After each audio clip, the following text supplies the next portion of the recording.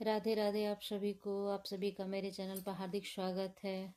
आज मैं आप लोगों को एक बहुत ही अच्छी कहानी सुनाने जा रही हूँ जो मेरे गुरुदेव सुनाए हैं। कहानी वो आप लोगों को सुना रही हूँ। अगर आप लोगों को यह कहानी अच्छी लगे तो प्लीज़ कमेंट कीजिएगा, लाइक कीजिएगा। कमेंट में बताइएगा कि यह कहानी आप लोगों को कैसी लगी।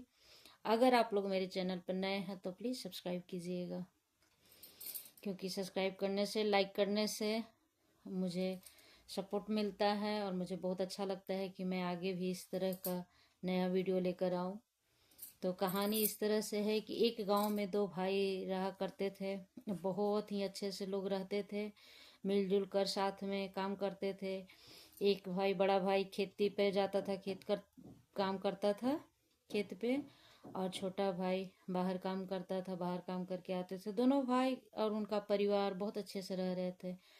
दोनों भाई के एक एक बेटा था। एक दिन का बात क्या होता है कि बड़ा भाई अपने खेत पर से आम का पेड़ से दो आम तोड़ के लाता है। संजोगवश दो ही आम लाता है, पका हुआ आम रहता है।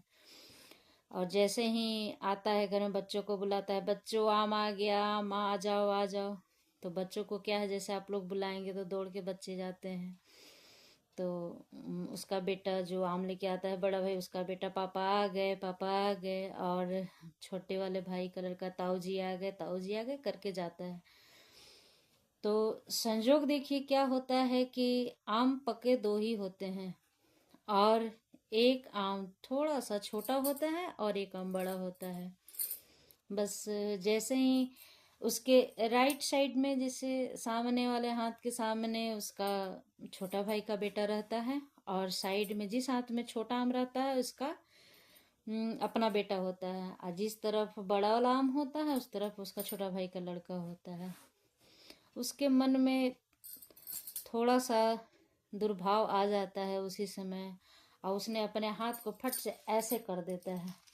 समझ गए आप लोग? ऐसे जैसे बड़ा वाला आम अपने बेटे की तरफ और छोटा वाला आम छोटे भाई के बेटे की तरफ। बच्चे तो मन के सच्चे होते हैं, अपना लिए आम चल दिए। लेकिन उसी समय उसका छोटा भाई ऊपर से देख रहा था और देखा कि मेरे भाई के अंदर एक ऐसी बुद्धि आ गई, ऐसे तो मेरे भैया नहीं थे, ऐसी बुद्धि आ गई है, अब घर चलने वाला नहीं है। तो छोटा भाई ऊपर से उतर के कहता है, भैया को प्रणाम करता है और कहता है कि भैया अब बंटवारा कर दीजिए, अब हम लोग साथ में नहीं रह सकते हैं। तो बड़ा भाई बड़े ही अच्छे से बोलता है उससे कि क्या हुआ भाई, ऐसा तो कभी तुम नहीं कहते थे, आज ऐसा क्या हो गया? तो बात कुछ बहुत बड़ी नहीं है भैया। अगर लड़ाई झगड़े और कष्ट से अलग हो, इससे अच्छा है कि अगर प्यार से, प्रेम से अलग हो जाए। आपके मन में कोई कष्ट है तो आप बता दीजिए, क्योंकि मैंने अभी क्या हुआ मैंने ऊपर से सब देखा है। तो दोस्तों, इस कहानी का मतलब यही है कि छोटी छोटी सी बात, थोड़ी थोड़ी सी बात के लिए मनमुटाव करना और मन में गलत गंदे विचार लाना, यह बहुत गलत है। परिवार को तोड़ने वाला बुद्धि यहीं से स्टार्ट होता है। ऐसा नहीं है कि जो छोटा आम खा जाएगा वो कम शक्तिशाली होगा और जो बड़ा आम खाएगा वो ज़्यादा शक्तिशाली बन जाएगा।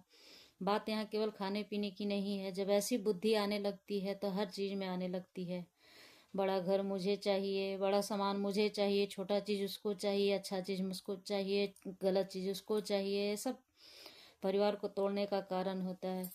हाथ जोड़ के सभी से प्रार्थना है कि अपने बुद्धि ऐसे अंदर ना लाए, अपने अंदर ऐसी बुद्धि है परिवार तोड़ने का कारण होता है। कृपया सबको अपने जैसा समझे और जो जैसे है उसको चलने दे, अच्छे से चलने दीजिए। परिवार चलाने के लिए बहुत कुछ त्याग करना पड़ता है, बहुत कुछ चीज़ों को इग्नोर करना पड़ता है, तभी परिवार चलता है। तो ऐसी बुद्धि आप लोग ना लाए और प्लीज़ परिवार को चलने दें जैसा चल रहा है, क्योंकि अब बहुत ही संयुक्त परिवार तो एकदम विलुप्त से ही हो गया है। लेकिन अगर कहीं कहीं है तो लोग भाग्यशाली हैं कि संयुक्त परिवार में हैं, तो आप लोग परिवार को चलने दें। परिवार से बड़ा कोई धन नहीं है। बहुत धनवान ऐसे हैं जो पैसे रहते हुए भी मर जा रहे हैं, भूखे पैसे रखे रह जा रहे हैं और डॉक्टर के यहाँ लोग पहुँच नहीं पा रहे हैं क्योंकि उन्हें कोई पहुँचाने वाला नहीं है। तो परिवार बहुत ज़रूरी है, पैसा ज़रूरी नहीं है। पैसा आजकल के समय में कुछ ज़रूरी है लेकिन बहुत कुछ नहीं कह सकते हैं। तो इसलिए प्लीज़ पैसे और परिवार को बराबर के पलड़े में ना तौलिए। पैसे को हमेशा थोड़ा सा नीचे रखिए और परिवार को हमेशा ऊपर रखिए। तो आप लोगों को यह कहानी कैसी लगी, मेरी बातें कैसी लगी, तो प्लीज़ मुझे बताइएगा ज़रूर। और कुछ अगर गलती हुई होगी तो मैं भी माफ़ी चाहती हूँ, प्लीज़ मुझे माफ़ करिएगा। बहुत बहुत धन्यवाद मेरी वीडियो को देखने के लिए।